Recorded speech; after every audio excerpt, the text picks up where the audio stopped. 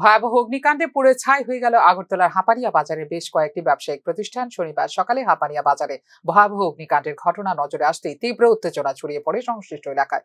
খবর পেয়ে অগ্নি নির্বাপক বাহিনীর দুটি ইঞ্জিন ছুটে আসে ঘটনাস্থলে। প্রায় ঘন্টা খানেকের প্রচেষ্টার পর নিয়ন্ত্রণে আসে পরিস্থিতি। ভয়াবহ অগ্নিকাণ্ডে সম্পূর্ণ ভস্মীভূত হয়ে গেছে বাজারে মোটামুটি 7টি ব্যবসায়িক প্রতিষ্ঠান বলে উঠে এসেছে প্রাথমিক তদন্তে।